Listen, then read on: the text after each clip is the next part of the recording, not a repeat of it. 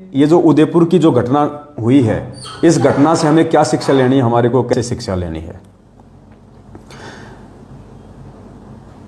जब देश में हिंदू मुस्लिम छिड़ेगा, गृह युद्ध होगा, उस समय क्या होगा। जब उदयपुर में खाली एक हिंदू भाई की हत्या दो मुस्लिम भाइयों ने की, छोटा सा मुद्दा, छोटा सा मैटर, सिर्फ एक टिप्पणी को लेके एक हिंदू भाई की हत्या दो मुसलमान भाइयों ने की, और उसका नतीजा क्या हुआ, पूरे देश में भूचाल मच गया। और राजस्थान में 4 दिन तक इंटरनेट सेवा बंद रही। एक हिंदू की हत्या दो मुसलमानों ने की और 4 दिन तक राजस्थान में इंटरनेट सेवा बंद रही। सोचिए पुण्यात्माओं, जिस समय हिंदू मुस्लिम छिड़ जाएगा पूरे देश में, उस समय क्या होगा। आपके मोबाइल के सिम तकात बंद हो जाएंगे, आपके मोबाइल के सिम तकात बंद हो जाएंगे, आप किसी से बात भी नहीं कर पाएंगे। ऐसी भयानक स्थिति पैदा हो जाएगी। ये तो एक छोटा सा एग्जाम्पल है। हाथ कंगन को आरसी क्या, पढ़े लिखे को फारसी क्या, आप सबकी आंखों के सामने है ये घटना।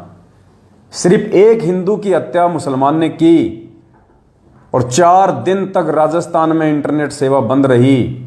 सोचिए आने वाले समय में जब ये हिंदू मुस्लिम घर घर छिड़ेगा, शहर शहर छिड़ेगा, सरेआम मारपीट होंगी उन भविष्य वक्ताओं के अनुसार, तो क्या हश्र होगा, क्या हाल होगा।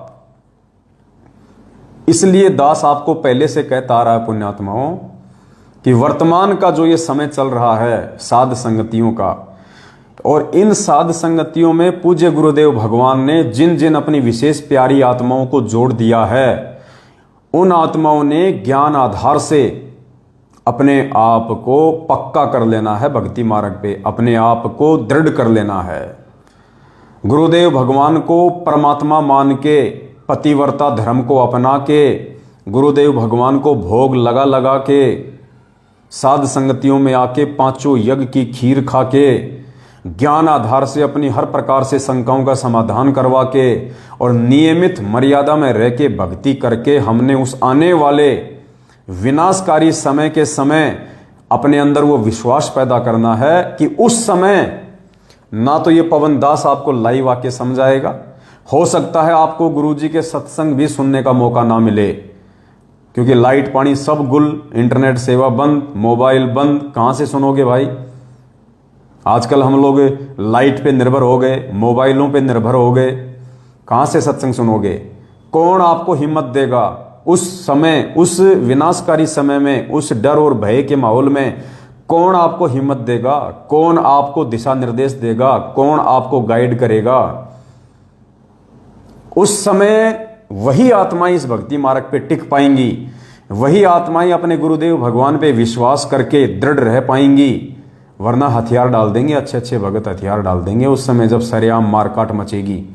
घर के बाहर खड़े होके लोग तलवार लेके, बंदूकें लेके खड़े होंगे कि निकल बाहर। उस समय ये 6 महीने में बीजेपी, 6 महीने में कांग्रेस करने वाले भक्तों को हिम्मत नहीं मिलेगी।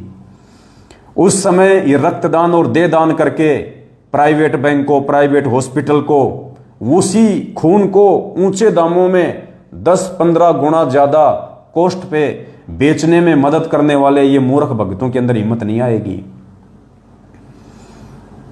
उस समय आज जो भगत होके गुंडों की सीबीआई जांच का समर्थन कर रहे हैं, उनको हिम्मत नहीं मिलेगी।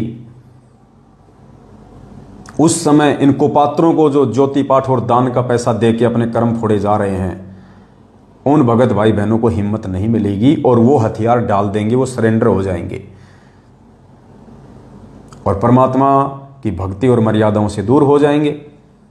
अब बताओ, जिस काम के लिए हम लोग पापड़ बेल रहे हैं इस भक्ति मार्ग पे, इतने कष्ट, इतने दुख, इतना संघर्ष कर रहे हैं, और वो यदि हमारे हाथ से निकल जाएगा तो क्या फायदा फिर ये संघर्ष करने का।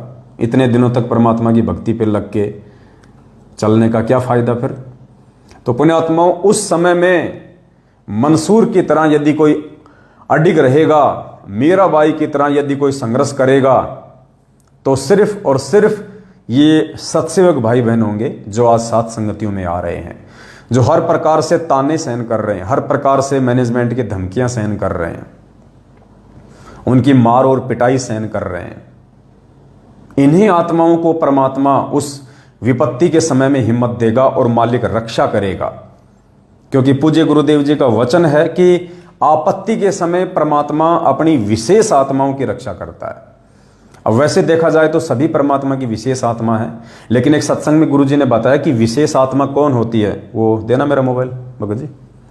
गुरुदेव ने एक सत्संग में बताया कि विशेष आत्मा कौन होती है। ऐसा नहीं है कि आपने नाम ले लिया और आप परमात्मा की विशेष आत्मा हो गई, नहीं। विशेष आत्मा वो आत्मा होती हैं जो नाम दीक्षा लेने के बाद में अपने गुरुदेव भगवान के प्रत्येक वचन पर, चाहे उसका शीश ही क्यों ना कुर्बान हो जाए, प्रत्येक वचन पर दृढ़ होके चलेगी, अटल होके चलेगी। ना किसी के डराने से डरेगी, ना किसी के झुकाने से झुकेगी, ना किसी के विचलित करने से विचलित होगी, ना वो बीजेपी कांग्रेस का गंदा खेल खेलेगी। उन आत्माओं की परमात्मा रक्षा करेगा। ये सत्संग सुनिए परमात्मा का। परमात्मा ने दो घटनाओं का जिक्र किया है। एक तो 1720 में जब भयंकर अकाल पड़ा था, उस समय का जिक्र किया परमात्मा ने कि इतना भीषण अकाल पड़ा था। एक घास आती है पवाड़ नाम की, उस घास को गुरुजी कहते हैं वो गधे भी नहीं खाते, गधा भी उस घास को उस समय खाता जब हर प्रकार से उसको चारा नहीं मिलता, और उस घास को इंसानों ने उखाड़ उखाड़ के खाया उस समय, पवाड़ घास को। फिर परमात्मा ने महाभारत का जिक्र किया कि महाभारत के समय पांडवों की रक्षा हुई, बाकी सबका विनाश हुआ। तो गुरुदेव कह रहे हैं कि आपत्ति के समय, विपत्ति के समय परमात्मा अपनी विशेष आत्माओं की रक्षा करता है। पहले सत्संग सुनिए मालिक का। महाभारत कितना भयंकर युद्ध हुआ, उसमें पांडवों की रक्षा बनी और सब में दुनिया मर गई। ऐसे ही परमात्मा ऐसी आपत्तियों में कबीर परमेश्वर के बच्चों को, कबीर परमेश्वर की जो विशेष आत्माओं को, विशेष कौन सी होती हैं, जैसे वैसे तो हम कबीर जी के सभी बच्चे हैं, सभी उसी की आत्मा है। कीड़ी, हाथी, कुंद, राजा, रंग, महादेव, ब्रह्मा, विष्णु, महेश और हम।